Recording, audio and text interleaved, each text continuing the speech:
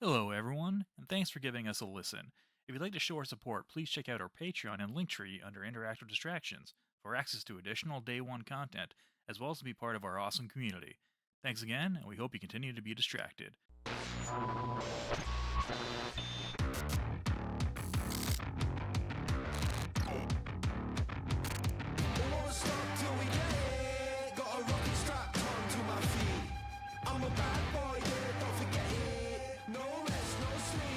Hello, welcome to Interactive Distractions, episode number 435. My name is Christopher Keo, and I am here with Travis Baum. Hello. And that's it. Just us. That's it. That was it.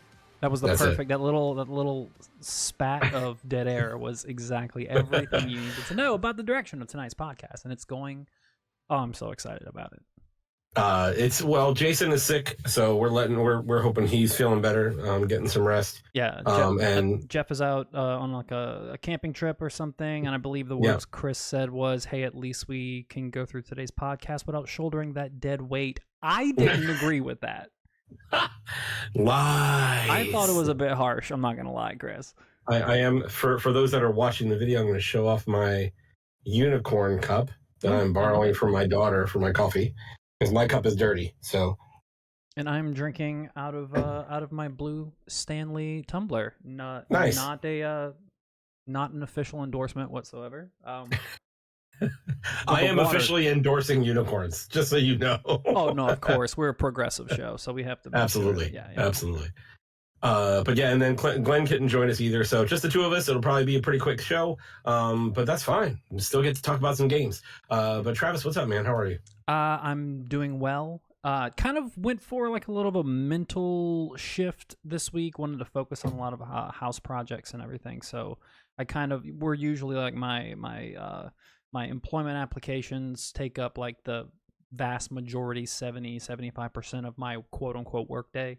Kind of swapped it around, and we have some things here at home that we want to fix. There's a couple of things that we want to make use out of. There's decorations that we've ordered that we've never put up because we wanted to like put some extra work into the house that we never did. So we just started doing that this week and playing more of the man of the house role, just to kind of like, I don't know, acts of service have always been kind of like my love language, if you believe that kind of thing.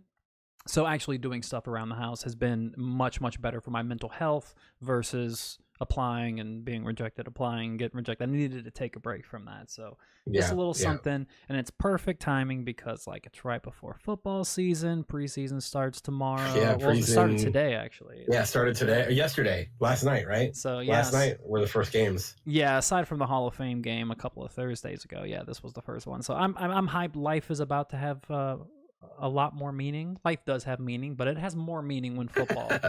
More meaning when there's football. Yeah, and our fantasy league is knocking down my door, wondering where all the information is. So I have to get on that as well. So on top of housework stuff, I have my fun things like fantasy football commissioning that I have to do. So if you guys are listening, I'm working on it. I'm very behind, but I'm interested. I'm in your league. So you are in the league. Yeah, you are in the league. So lots of just responsibilities to kind of catch up on. And that's pretty much it. Did I see any movies? Nothing new. All right, Chris, what's up, man? How was Gen Con? Gen Con was pretty amazing. Okay. So it was my first time going. It's easily the biggest convention I've ever been to. Like there were just seas of people. Mm-hmm. But it was rather well organized overall. Like there were, if you wanted to get at a table, like you actually signed up online and you got a spot at one of your tables, that kind of thing.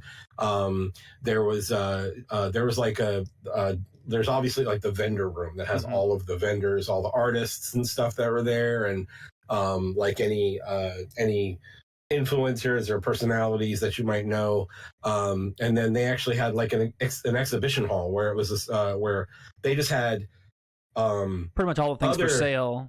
Well, like they had not like the things for sale were in the vendors room. Okay. But then the exhibition hall, there were like some of the booths were repeated in the exhibition hall, and they would have multiple tables lined up to try out the games and to do that kind of stuff. And so that was in the Indiana Convention Center. And then at Lucas Oil Field was like the RP center. Like the entire field was tables, and just hundreds of them.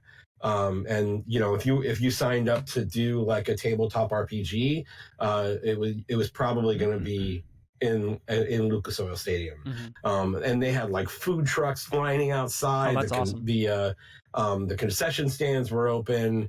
Gen Con always has like a souvenir cup that you can buy. And if you buy the cup, it's $1 refill, like all the time for the entire convention. So for soft drinks. So that's something that we ended up doing. But it was a long drive.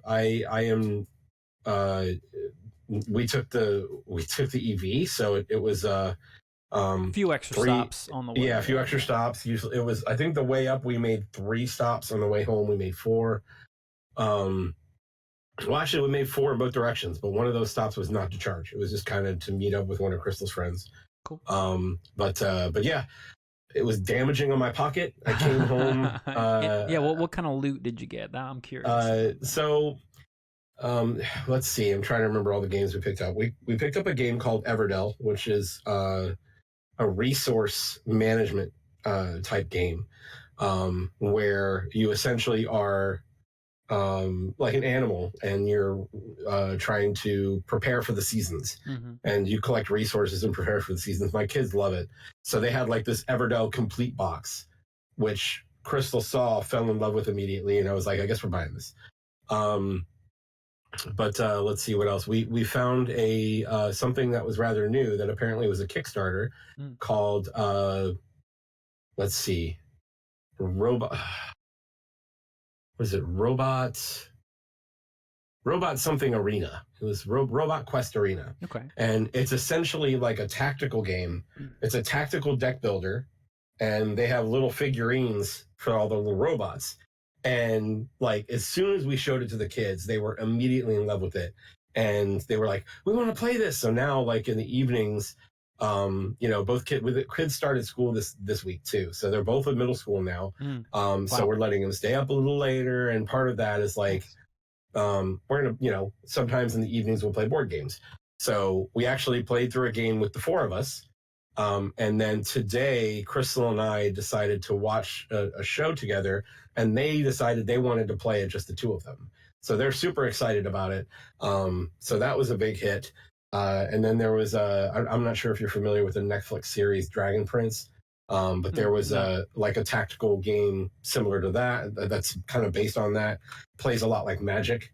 Let's see, what else did we get? Heroes of Barcadia. Heroes of Barcadia is a drinking game where your figure is actually a cup, and the idea is that you fill the cup with your favorite beverage, and every time you take a hit, you take a drink, and it's got like your hit points on the side. Oh, okay, that's fun. Yeah. So and then you kind of navigate tiles of like a dungeon, and you're fighting battles against monsters that you flip the tiles, and if there's a monster there, you fight a battle, and you're looking for the big boss and all of his loot and stuff like that. But that's one that I think that we should definitely play as a podcast one day if we have the opportunity. That sounds like, because it's right up our alley. Like, it really is. And then let's see. I know there was a couple of others. There was one called the Red Dragon Inn, which is also just a very supposed to be very humorous game that you play. It's like there's you have like I haven't played it yet, but from what they describe, it's like it's literally a bar brawl game, and your effectiveness in the fight has to do with how much you've had to drink, and like there's a strength and a alcoholic intake meter that they're inversely proportional, something like that.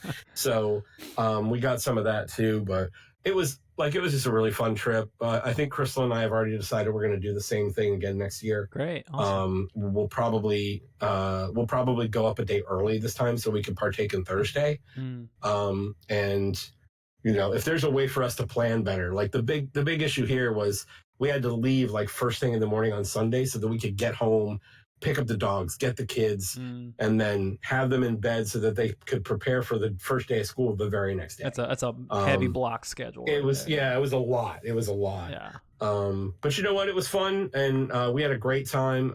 Met my buddy Corey and Corey and Martin and their Hi, wives. Corey. Hi, Martin.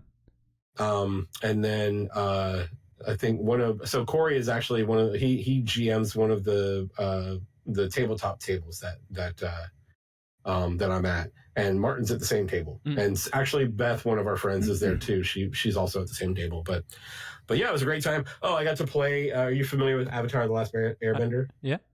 Okay. Aware. So they actually have a tabletop RPG now too, and we actually got to play at one of the tables and actually try that out. So that was interesting.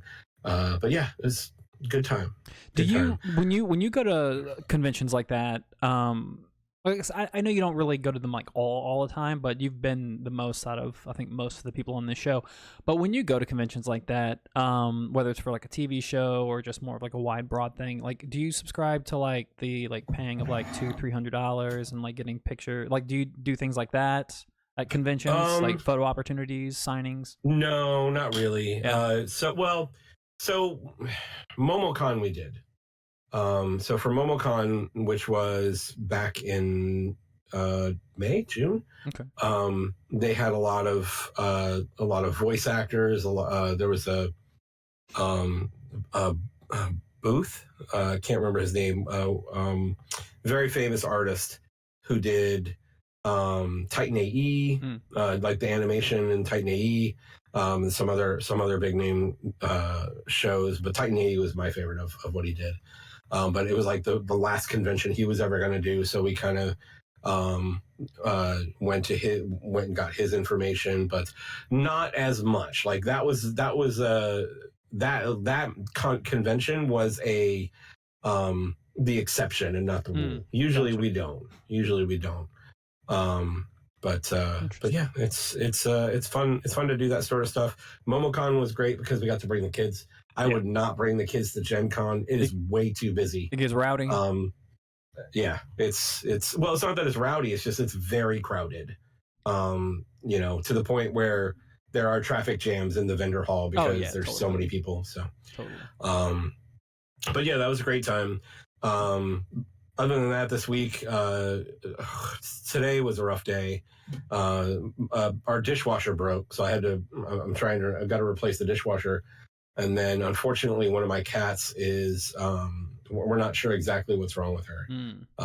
But I've been noticing a few times over the past couple months that she's been having episodes. And it was hard to describe what the episodes were, but because it kind of looked like she was just trying to cough up a hairball or something, and just having trouble. And that's like the first few times I saw it, that's what it was. And then the last time I saw it, the episode she threw herself back, and I literally caught her in my hand. And she was, that one calmed down. But today, and at that point, I started looking up what cat seizures look like. Right. But today she had a full-on cat seizure, and it scared the crap out of me. So we brought her to an emergency vet, and so yeah, that's the downside. Yeah, for sure. So it's one of those things. We're gonna keep an eye on her. I have another appointment with our regular vet on Monday morning. We'll get blood work done. The emergency vet actually suggested a neurologist. So we got to find out why she's having seizures before we can do anything with it. So that's the issue. Yeah, and I'm just really concerned about what's going to happen with her because they have become increasingly more violent. Yeah. So it's a concern.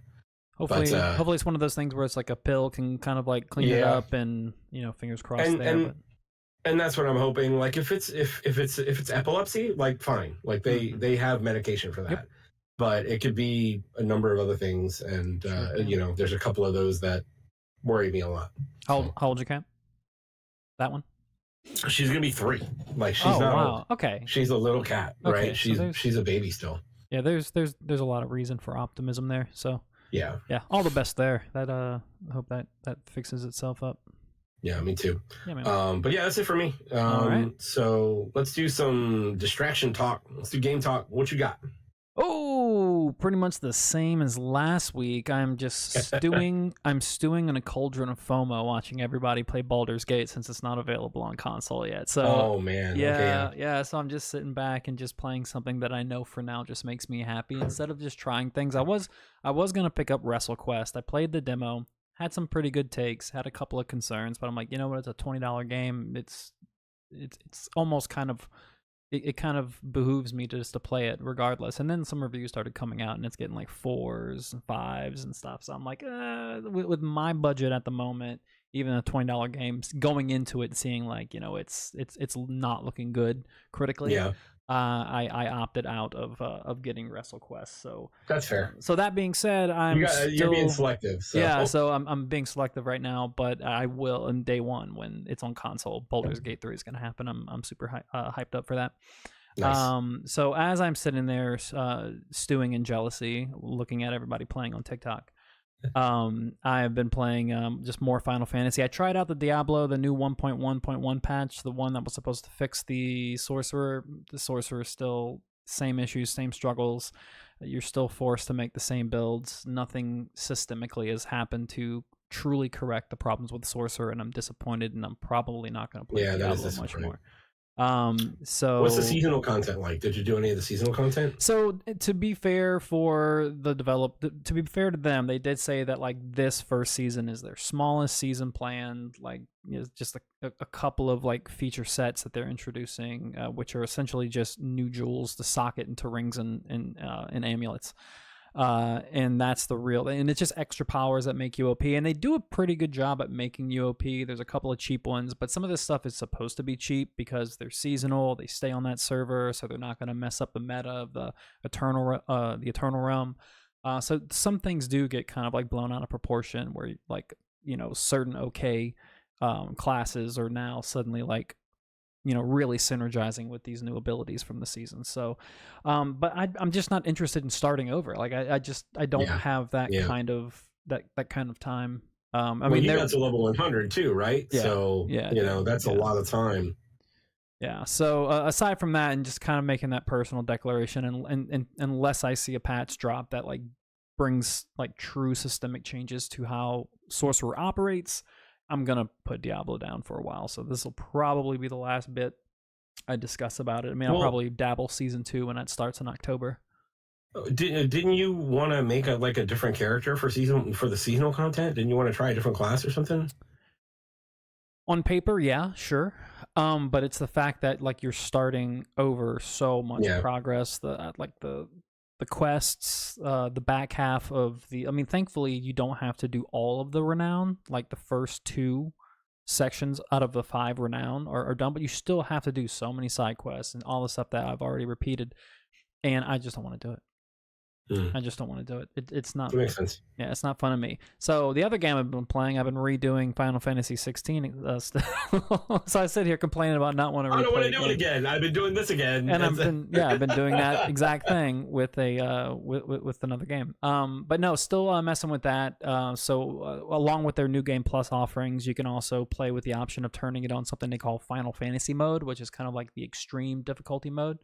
So that's what I've been playing on. So I've been doing new game plus, Final Fantasy mode, and skipping through all the stories. You don't realize how fast that storyline goes by when you're skipping all the cutscenes. Like, some of those cutscenes are long. They are very, really very long. And I was playing, and I was like, "Holy crap! Am I already like at the 4th icon fight?" And I feel like I've been playing for 10 hours.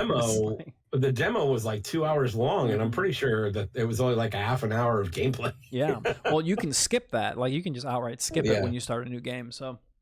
But yeah, I mean, there's really not much else I can say that I haven't said before. Like it just reiterates how much I love playing this game. The combat's fun. I'm playing on the hardest difficulty. I'm not getting as much frustration as I would expect to, because very similar, like this game is not a Souls-like by any stretch, but like my history with Souls-like has given me the ability to kind of like really you know, if I'm struggling with a boss fight, like taking lessons that I learned in the previous match and applying it to this one. And you have to do that sometimes on these harder difficulties with Final Fantasy, and I'm overcoming them. I'm not having to swap out builds. I have a good strong build, and I just have to change my tactics, slow down the fight a little bit instead of being fully aggressive.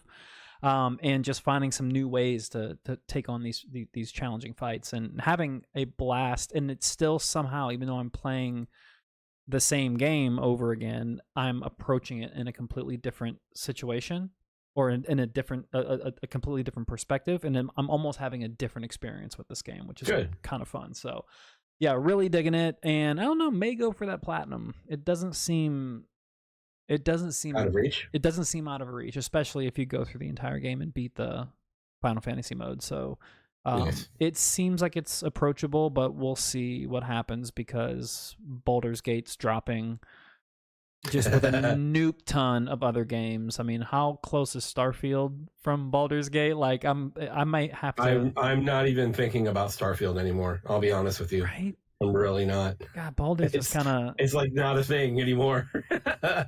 I mean, I'll still play it, but like I just you know, it's yeah, it's Baldur's Gate time. So I'm pumped. Yeah. So let's there's no better transition than that. Let's talk about let's talk about your games. Well, first of all, I'll let you know that I am most likely double dipping. So chances are when it's out on PS5, if you guys are putting together like a night where you're gonna get together and play, I'll probably be involved. But I'm not super far in. I'm still Act 1. I just hit level 4 today.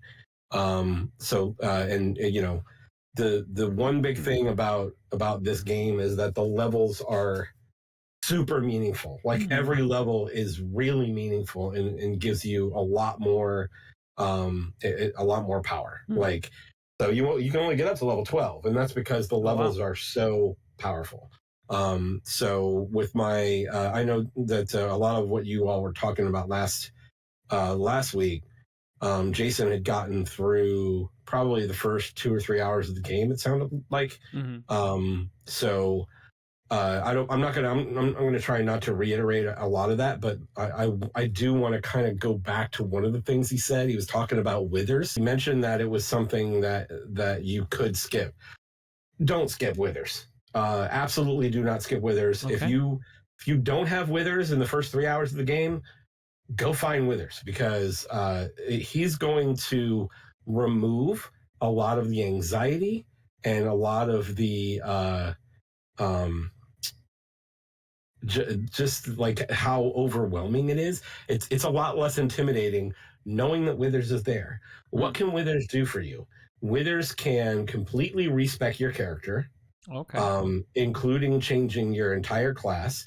He can change the classes of the NPCs that you pick up along the way. I actually did that today. He talked about Shadowheart. Shadowheart is a trickster cleric. And just from a general D&D perspective, nobody plays trickster clerics because they're pretty, like, they're like the bonus stuff that they do. It's like, it's kind of useless. Like, they've got a couple things that are fun, and then it's like, okay. So I changed her to a Tempest Cleric. Tempest Clerics are very in tune. It's like lightning and thunder, and they pick up like Shatter, which is an incredible like early spell that you get. So yeah, you can respec yourself, you can respec all of your NPCs, and you can resurrect the NPCs if somebody dies. And there's actually one other thing that Withers can do, and I can't remember what it is. But you meet him in that crypt. You open up the sarcophagus he's in. You have a conversation with him, and then he's like, cool, I'm going to help you out. And then the first time you take a long rest after you meet him, he's in your camp. Oh, that's he's awesome. Just hanging out. So you can just go up to him while you're taking a long rest and just do all of that stuff. So yeah, I respect Shadowheart today. My character hit level 4, and when I hit level 5, I will probably respec my character, because I've got a couple of plans that I want to do. But there's so much flexibility, and yes, it is intimidating. And I know you guys were talking about this a little bit last week. It is very intimidating for someone who probably who hasn't played D&D. I would equate it to someone who jumps into Elden Ring and has never played Dark Souls.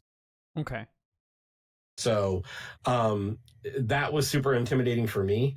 But the good thing is that it is one of those games. It's a terrible distraction game. It's got like everybody's putting content out there. Everybody's making guides on how to do things. There's a frickin' wiki, so it's like if you feel intimidated, there are resources for you to try and relieve some of that anxiety that's around the game. Yeah, I'm no stranger to looking up a good video to help me. Absolutely, especially with Elden Ring, like freaking Elden Ring. I was, again, terrible distraction game. I was watching videos for Elden Ring all the time. Yeah. And it's very similar with Baldur's Gate right now. Like it's less so with Baldur's Gate because I do have that desire to kind of explore and figure things out on my own. But when it comes to here's this boss, what are they weak against? I'll go look that up. I'm fine with that. I don't care. You can absolutely scum save in this game. Okay, and that's I good. absolutely scum save in this game. Absolutely, yeah. Because in reality, when it comes down to it, in the game, if you make a mistake, you're done, right? So it's often better to have those saves to go back to. When you're playing the tabletop, like you actually talk out what you're doing with your GM. So it's not one of those things where if you accidentally hit a button, all of a sudden the whole thing goes nuts on you, right? So the GM is there to kind of help you with that when you're playing at a tabletop. This, you don't have that. So yeah, I absolutely have used the save feature to my advantage. Yeah, for sure. But let's see. So Jason talked about he picked up the rogue. He talked about the cleric, Shadowheart. He talked about did he talk about the Githyanki? So there's the Githyanki is the race that they brought into the game that had kind of been not removed from D&D, but you don't see it as much. But it's the primary woman that you see in the game. She's the fighter. Okay. So you find her very shortly after what Jason was talking about last week, and she's like trapped in a cage, and there's a bunch of tieflings that are like the tieflings and the Githyanki don't get along. So they're kind of at each other's throat at the time. But then you get to this druid camp, and you talk to them, and they send you on a couple more quests. And like right now, I'm in the middle of this giant goblin camp, and there's like 3 huge bosses in this goblin camp, and I'm just kind of methodically going through it and trying to strategize how I'm going to take care of it, because there's a lot of goblins in it, and they're not like, they don't attack you right away. But as soon as you swing, if anybody who's in the area, they're all coming at you. Yeah, like overall, I'm just really enjoying what the story that they've laid out. There's a lot of hidden stuff. Yeah, it seemed I've been seeing that like there's a lot of things like hidden behind boxes and like hidden things in the walls that you had to like move things around. But like it feels like that kind of exploration on such a small, like in such a vast map, but like such like you kind of like micromanaging all the environment around you to move stuff around. I feel like the camera angle, the isometric camera angle, makes that difficult by default. So like, how does that gameplay feel? I'll be honest, I have had frustrations with the camera on multiple occasions. There are situations like you can actually move the camera in behind your back, behind the character that you're playing, but even that does not translate well in all situations.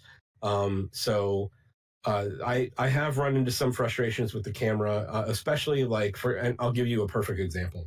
I was telling you about Lae'zel, who is the Githyanki fighter she's trapped in a cage. Well, the cage is like hanging up in the air, right? And what I'm trying to do is get her down. But when you try, like if you try and use a crossbow or a bow and you try and aim up, it doesn't work. Like you can't really do it. So you have to find a target that is like, I try and zoom all the way out, find a target, and just move the reticle to the general area of the target and hope that it moves the elevation that you want. Like I have run into a lot of frustration with that. It can be clunky. It can be clunky, but it's not like it's certainly not game breaking. Okay. Yeah. There, and there's other nuances about the game that could be improved. Like the game is obviously developed with mouse and keyboard in mind. Using a controller can be frustrating. I like to sit on my couch and play on my big TV, so my PC is outputting to my big TV, and I sit on my couch with a controller, so I don't use the keyboard and mouse. In some ways, it's a little better because you get to actually move the character around with the stick rather than clicking on places. Yeah, I like that. But like all of the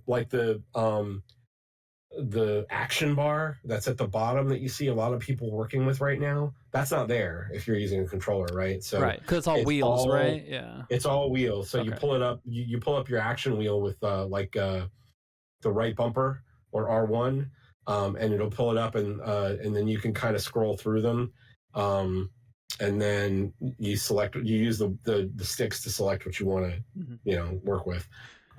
It's functional, like it is functional. But it does hold a little bit to be desired. Yeah, I don't think I'm too worried about the controller support. With it's not BG3. As I said, it's not awful. Yeah, if I can get comfortable on a controller for Final Fantasy 14, I can probably get used to anything because that game's UI was a mess, and even I got like super pro with it. So I mean, yeah.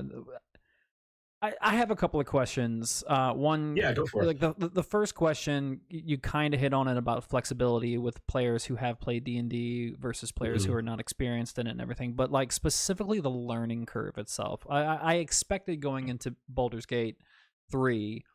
Now I've played 1, I've played some of 2, but I played 1 and the expansion, and so I'm familiar with the series. But this seems like so embedded in traditional tabletop mechanics. It absolutely is. and I think it's why people are loving it. So it was a great decision for them to do that, it seems. But like I'm talking about like the not necessarily the flexibility to learn, but like the actual learning curve. Like if you are someone, say like me and you are vastly educated in tabletop role-playing games, specifically Dungeons and Dragons. I have played Dungeons and Dragons back when Thaco was a fucking thing. So like edition 2. So years AD&D. Yeah, AD&D, exactly. AD&D. So that's my, so I really basically am starting from scratch. Not from scratch, but pretty close. So like what is that learning curve like? Like are you looking at, is it a couple of hours, 3 to 5 hours for someone who's uninitiated? I think it depends on what you want to do. So like for instance, like you've got specific roles when you're talking about a D&D party, right? You've got a tank, you've got DPS, you've got your spellcaster, you got your healer. Like what role are you wanting to play? That's the first question you that's ask fair yourself. Because Final Fantasy 14, to hark back to that for a second, like you're playing a tank class is a vastly different experience than a healer class. Like those classes are a lot harder than just being a damage dealer. So no, I definitely get the concept of like certain classes are going to be like advanced Baldur's Gate versus like a someone who's just a fighter is probably going to have a more straightforward time. So that would make sense. Yeah, and that's really the thing. Like I would suggest to someone who is just starting, like unless you really have a desire to be a spellcaster, don't be, because that's where a lot of it comes from. Because there's so many spells, and you're not going to get a chance to pick them all. Like for different spellcasting classes, God, what's his name? You pick up the wizard, and I'm trying to Gale. So Gale is a wizard. All right, I have never actually played a wizard in D&D, and it's a very different spellcasting class than some of the other ones that are out there. you actually learn the spells, right? So you have to find scrolls and you can learn them from the scrolls. So you can only pick spells that you've learned, either from scrolls or from leveling up. And then you also have to have what spells are prepare. And you prepare spells during a rest. So every time you long rest, you can switch them around, but you don't have your entire spell list, right? And that's kind of where a lot of the intimidation comes from. Is it's around spellcasting. So unless you absolutely want to be a spellcaster, don't be. There are a lot of other cool options that you can do with the melee classes and with like ranged classes like a ranger. Fighters get special abilities that are like if you're for instance the Githyanki whose name I now can't remember, Lizelle. Okay. I literally said it earlier and I can't remember now. But she is a battle master fighter and she gets things called superiority dice. And she gets 4 of them. And you get to use those for special abilities that only the fighter can do. And it makes it much more interesting to be a fighter. It's like you don't just walk up and swing, So like you get to for the NPC for her, you actually get to choose which of the special abilities you want to learn. So for instance, my version of her has distracting strike, push strike, and disarming strike. So you use a superiority die, and if you hit with it, you do additional damage based on the superiority die, and then another bonus goes with it depending on which one you got. So like distracting strike will give your allies advantage when they attack next. And if you don't know what advantage means, it just means that when it rolls twice, and it gives you the higher of the two. So that's super good. I picked push strike because Larian loves fall damage. Like they are all about it. So if you can push people, like they had all of the battlefields are multi level. Okay, that's so cool. If you can actually push someone off of something, they fall and they take damage as they fall, and then they have to get back to you. So so there's a lot of nuances like that, and that you have to think about. But like the melee, like a lot of the melee classes have very interesting abilities that you can do, and you don't have to get into the intimidation factor of just the massive amount of spells there are, because there's so many. And then and so you're talking about these spell lists, and then you're talking about the different classes of spells, and then there's spell levels which are different than your character level, and it's so. Unless you absolutely want to be a spellcaster, just push spells out of the way. Just don't even think about them right now. Because you can still have a lot of fun. The rogue is a blast because you're hiding and then you're sneaking up behind people and you're getting backstab and you get extra damage dice for it. And, the rogue, that character in general just has so many skills. Like you could do just about anything. So to cut down on the anxiety, pick a melee class or pick like a ranger or something like that. Don't even think about multi-classing at first. Like multi-classing shouldn't even be in your arsenal at this point.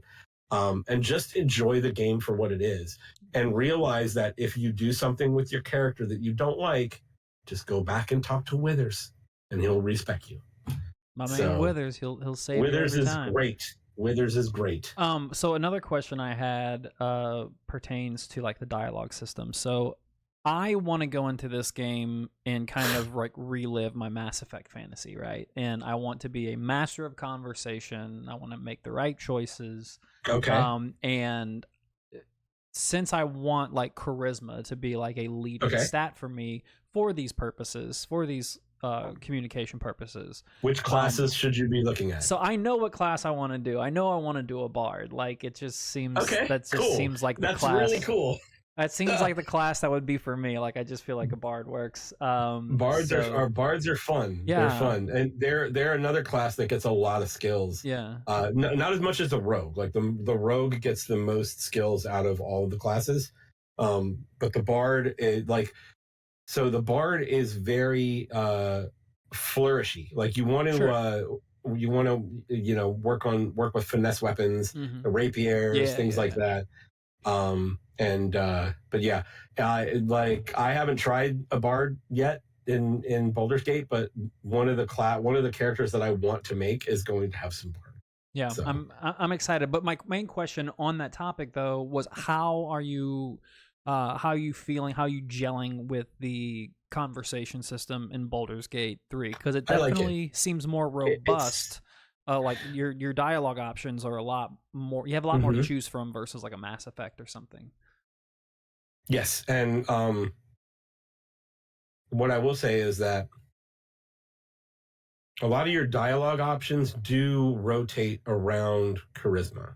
So you're going to see several things. You're going to see dialogue options, and it has things in brackets, like when they're specific for Or like a like barbarian, or if it's yeah. specific for So like if you could perception. have Yeah, it, you can have it specific for race. You can have it specific for class. yeah. You can have it specific for background. And then there's the skills like deception, intimidation, persuasion, and all that stuff is charisma. A lot of that is charisma based. Right.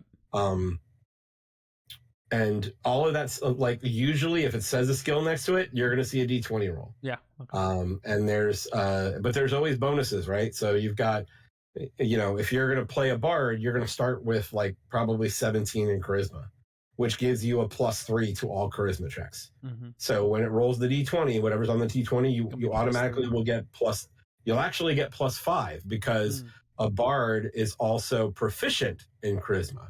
So the proficiency bonus is another 2. So you get +5 right out of the gate. And then if you have any equipment that gives you bonuses, or if you have, for instance, if you have Shadowheart with you, Mm-hmm. Shadowheart has a cantrip called Guidance. And a cantrip is just a spell that you can cast at will. There's no slots. You can just cast it all the time. And what Guidance does is anytime you do a skill check for the next 60 seconds, gets an additional 1d4 added to the roll.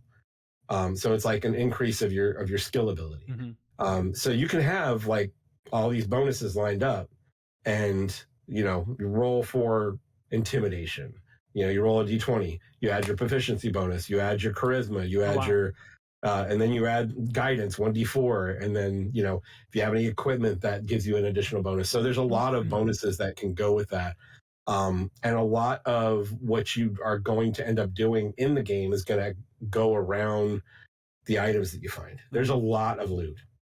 Like I'm already finding level 2, 3, 4. I'm already finding like blue loot, like rare loot. Yeah, I'm not. If I'm being honest, like there are some like super traditional things that are just like mainstays that are baked into the formula of a game like Baldur's Gate. But like, I'm not looking forward to like the dishing out inventory across all party members and managing encumbrances and whatnot. Like, I'm just not excited. You never that. have to manage encumbrance. That is not a thing. For multiple reasons. First of all, if you are, well, at least for my character's encumbrance is like 200. Mm-hmm. So I haven't reached that yet. But even if you do, you can just go in and select the item and say send to camp, and it just goes it just goes away. I heard some people complaining that selling items is not as easy as it, and it does seem like that should be an easy thing to achieve. Some people. The problem is that if you send something to camp, you can't sell it. It's got to be in your inventory to sell it. So it's kind of a double-edged sword there. But is there anyone in camp that will buy things?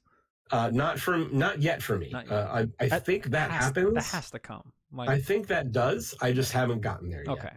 And it was a bit frustrating because I did just buy like a new piece of armor, and I was like, I could just sell a bunch of stuff. Oh wait, no, I can't, because I had already cleared out my inventory. I did a long rest. It was like right before I went into the goblin camp.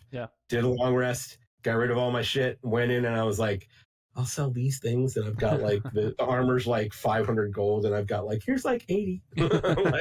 So it's like I just watch my golds go like that. But so far for you, do you feel that this is just like this is the game, and were you expecting your like how you feel with your first impressions right now. Were you expecting to enjoy it this much, or did you expect to enjoy it more? Like, where are you at? I know it's early days. So I had this. Okay. So I got the early access for this. Well, my wife did, I should say. Okay.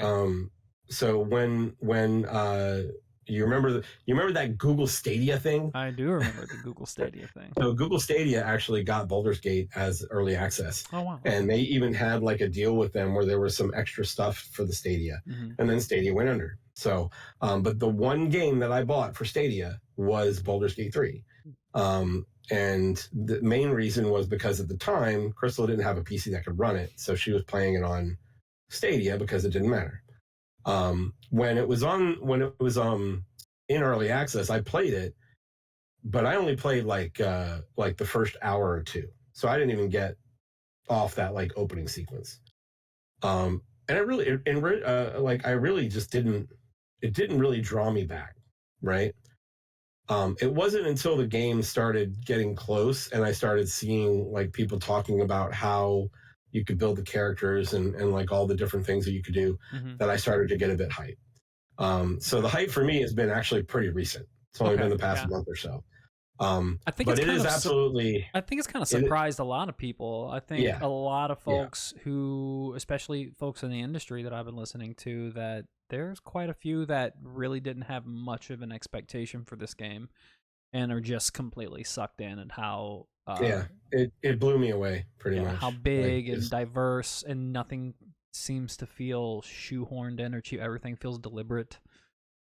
So they do a really good job of respecting what the tabletop game is, while also making tiny adjustments and modifications here and there to make it more interesting to play as a game. And honestly, I would say the one addition that they've made that I've used the most is shove. So they have like one of the things you can do is like you've got actions like Jason was talking about jump, right? So jump is one of the actions that you can do with your bonus action during your turn. So shove is something that's not really a thing in D&D, but in Baldur's Gate 3, if, as I said, they like to have levels, so you can walk up to someone, use your action to attack them, and then shove them. And if they're on a cliff, they're just going to go over the side. Oh, that's great. So that's great. It's, there's a lot of little things that they've done that makes it really interesting. And, I there are some things I wish they would do. Like I currently, like there's subclasses that are missing that I'd like to see. And, there was a change to one of the classes that is actually affecting me directly because of the way I'm playing. But it's all right. It's still a lot of fun. I'm currently maining my main class is a paladin right now. Okay. So I'm really enjoying it. Are you gonna go Oathbreaker? Get that special storyline? Not out of the gate. Actually, when I actually accidentally broke my oath, I was like, scum save, went back and I fixed it. That's interesting.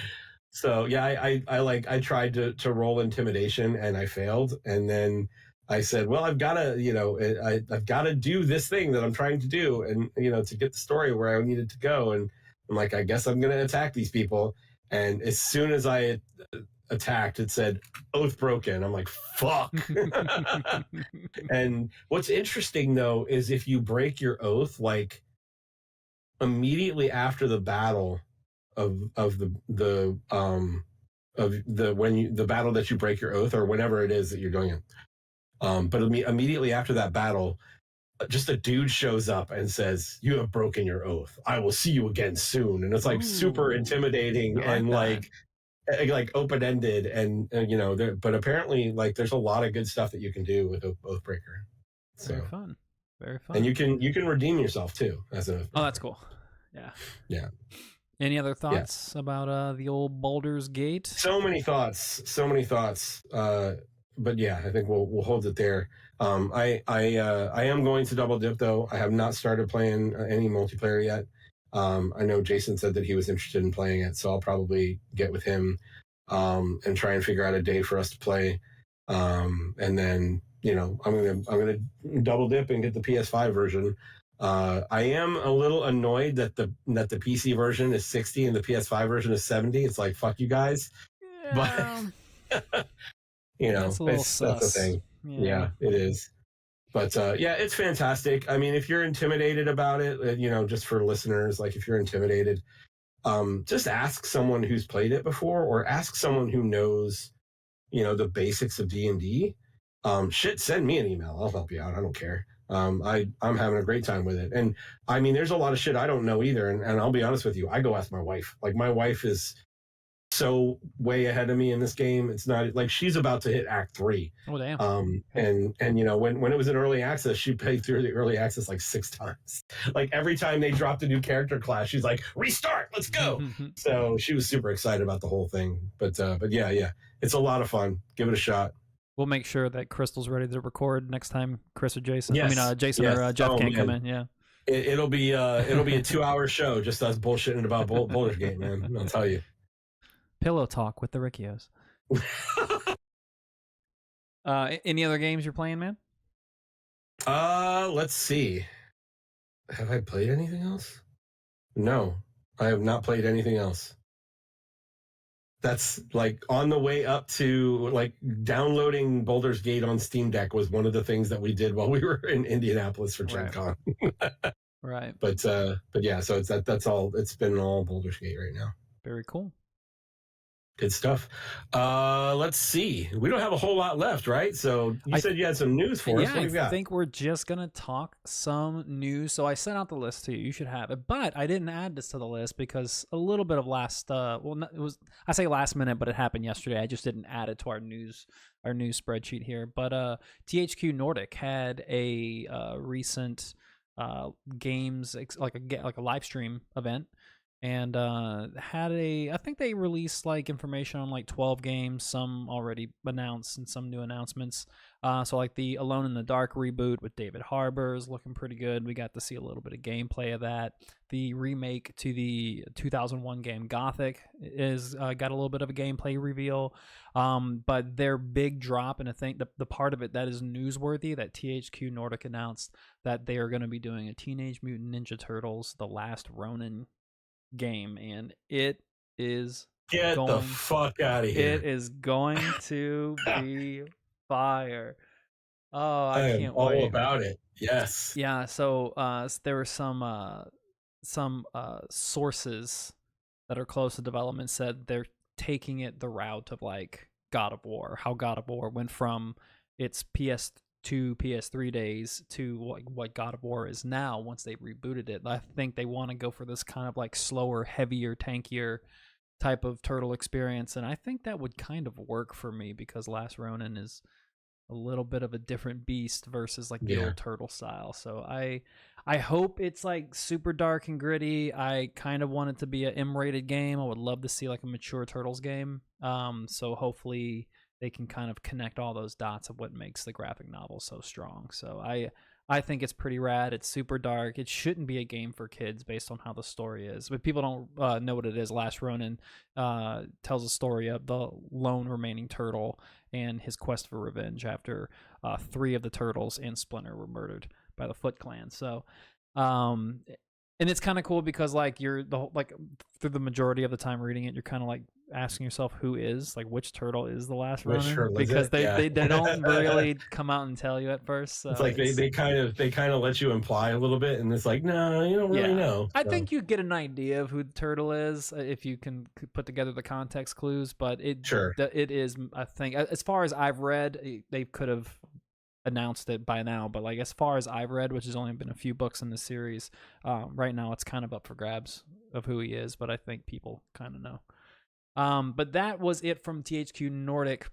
So Sony had some news. Of course, the fiscal year shareholder report was all going down last week, and during the Sony's financial report, several first-party titles intended to launch within the current fiscal year were internally delayed and pushed beyond March 2024. Sony claims that the quote impact of changes in the launch dates of a portion of first-party titles has negatively affected its fiscal year.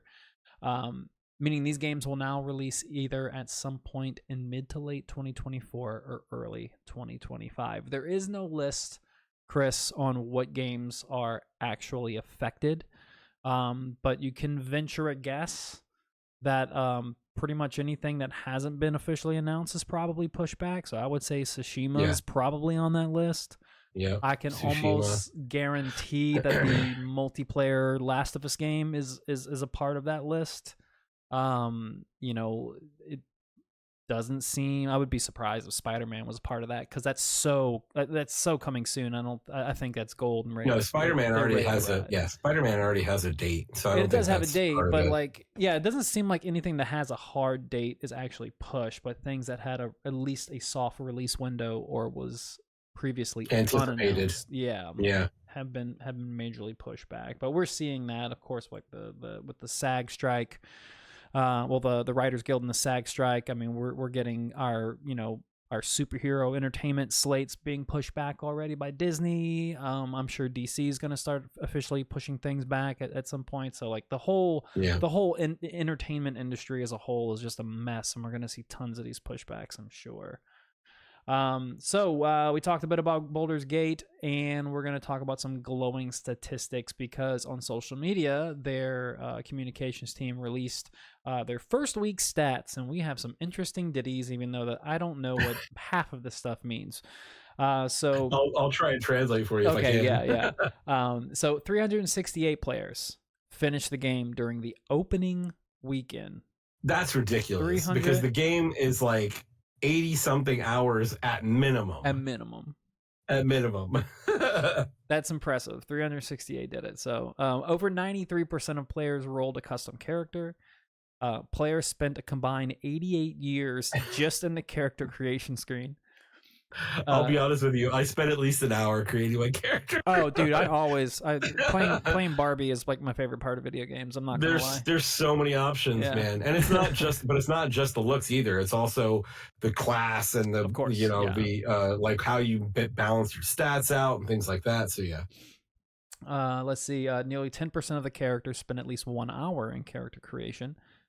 Gale was the most popular origin character, selected by over 27,000 players.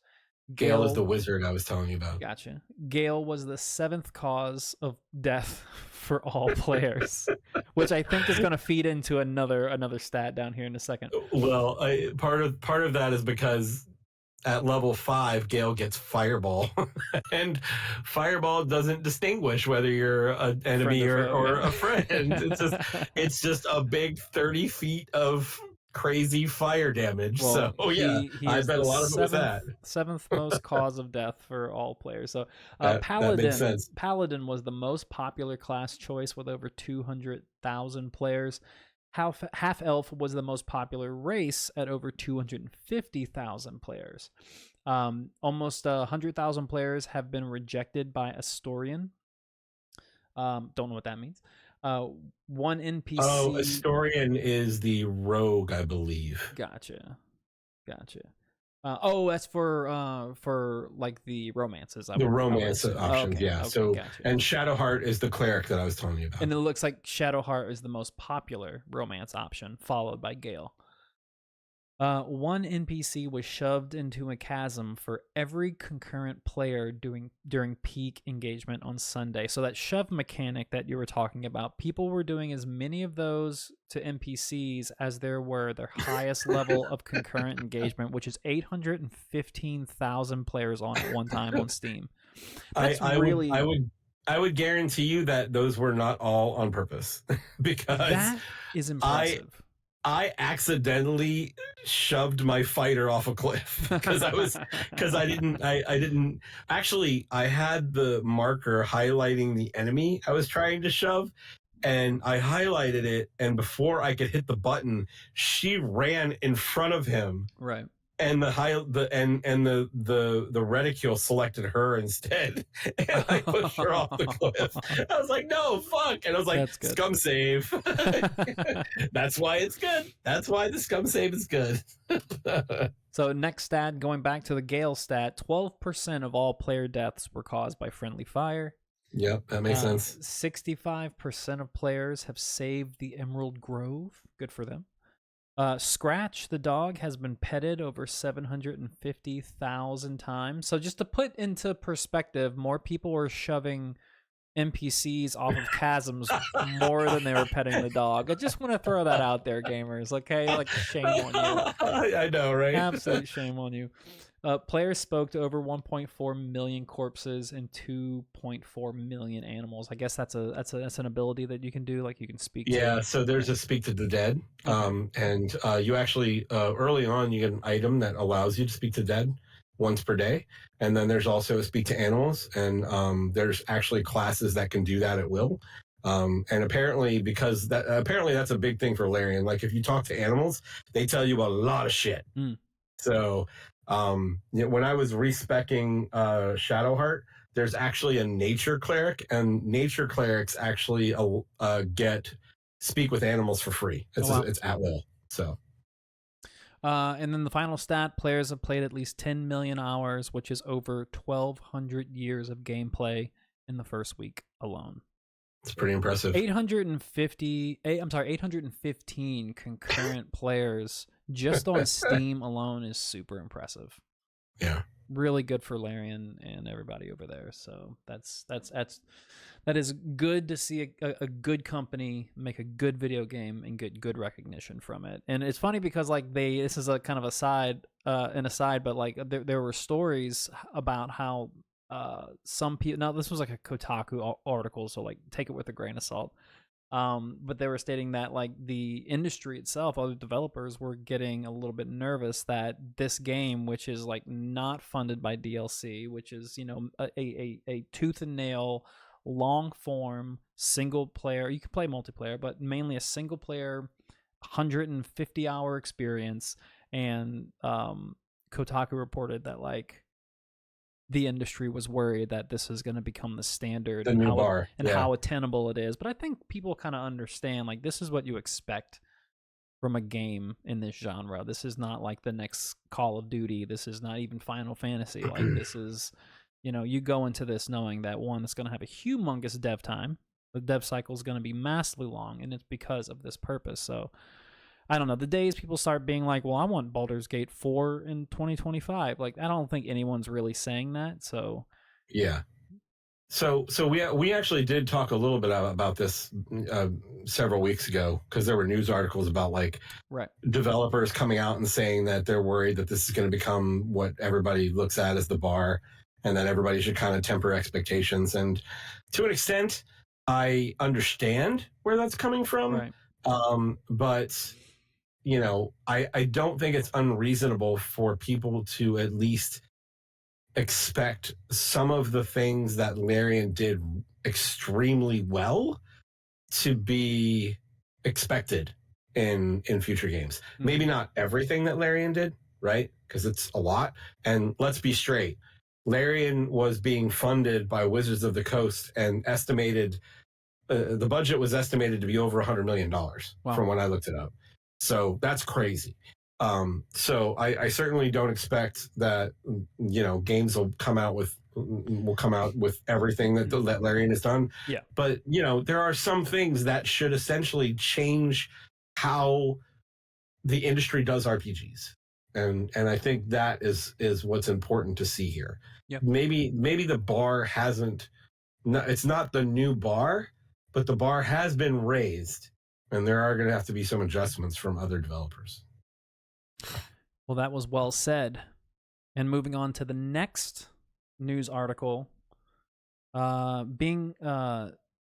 this one is going to hit close to us, Chris, because we're both Destiny 2 fans. So obviously, Lance Reddick passed away earlier this year, unexpectedly. So you know, we've known him from tons of live action, tons of video game voice roles, but none more prominent than his role as Zavala in Destiny 2. So the Destiny community just took that loss to heart, and I think that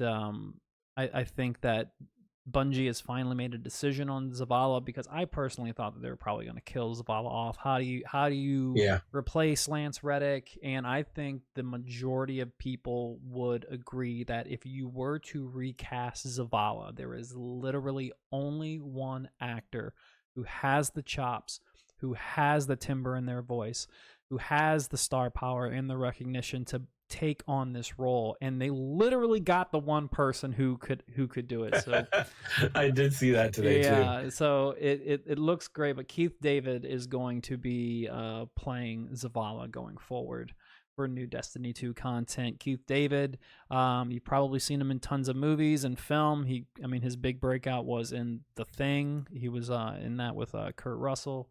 But then also gamers know him as the Arbiter from Halo. So a great classic role from Keith David there. So I love to see, this is the only casting announcement that I would have been okay with. Literally the only one. He just has those chops. And it's the distinctivness of the voice too. It is. And he doesn't sound, not many people. He doesn't sound like Lance Reddick. They're just saying he could have a similar delivery. Mm-hmm. I could see him giving a similar delivery as what Lance Reddick does. And that's really what I think is most important. And now I'm thinking, is Gorilla going to call him up now too? Because Silence is gone now. So what are we going to do with that Last Horizon? I would love to just recast him. I think it'd be great. I think it'd be really, really good. I want, this is one of the reasons why I do want certain aspects of AI to really help out the entertainment industry, but just companies need to actors need to make sure that their rights are protected. So I'm gonna sign up for this AI video thing. So if a movie wants to use me in the future, my likeness and my voice is prepared to be artificially just to be transformed to be added to this movie. I want that to exist because I think there's some cool stuff that can be there, but I think that as long as the actors are being paid they're being paid fairly, and if something's on streaming, they're getting paid in perpetuity for their likeness to be used over and over again.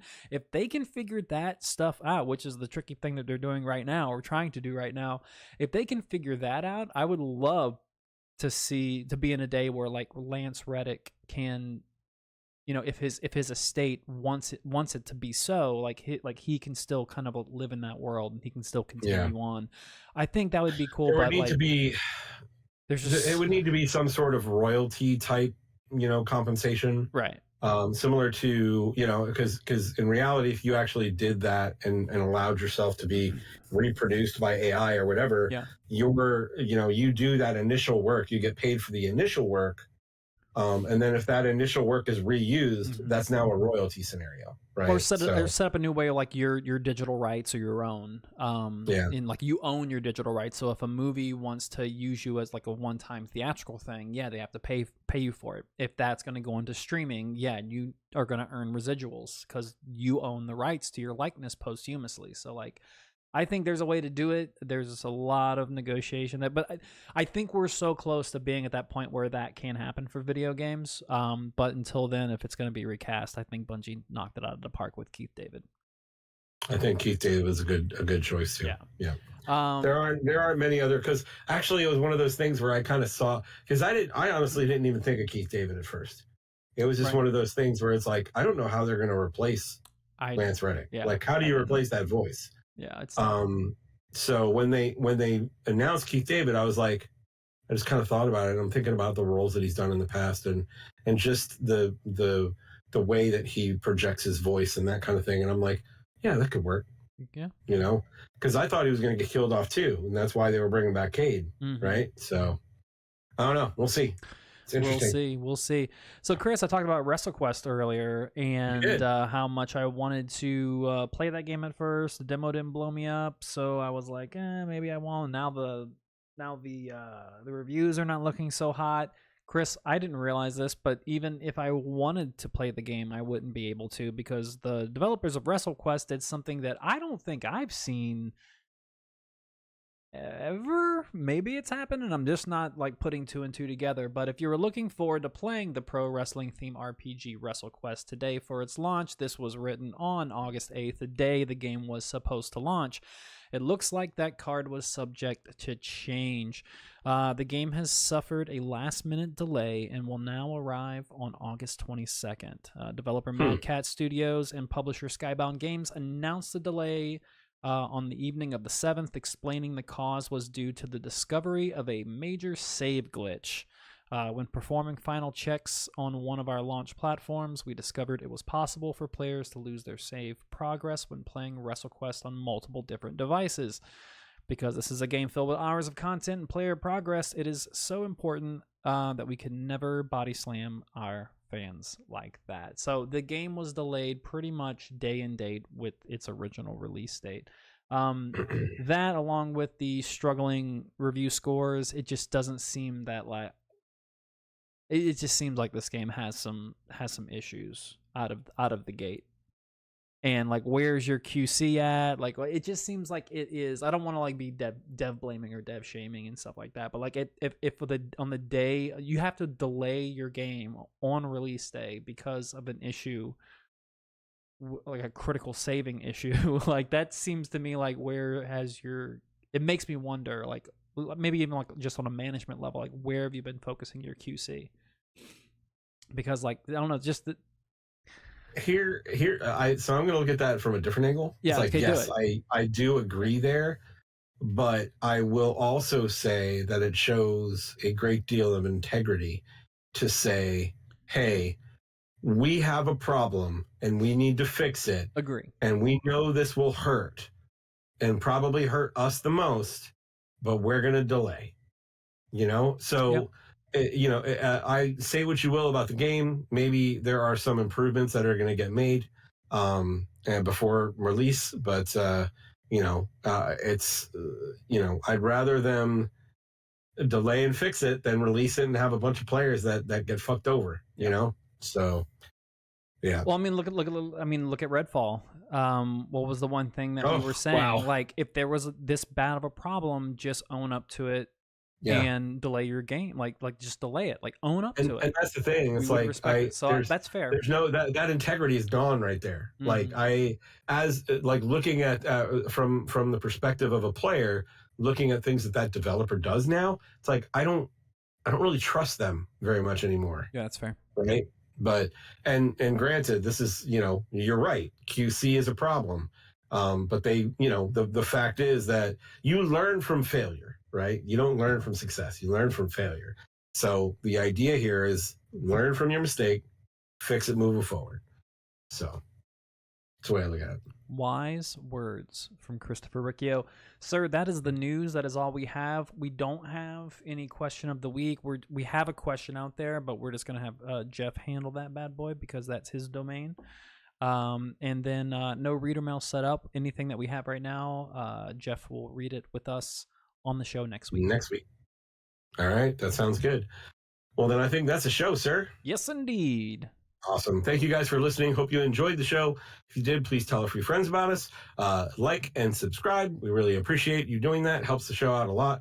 And definitely check out our Linktree right down there below. And check out our Patreon if you wanted to jump on Discord and hang out with us. We love it. So until next time, my name is Chris. Hi, I'm Travis. Player Games, and we'll talk to you next week.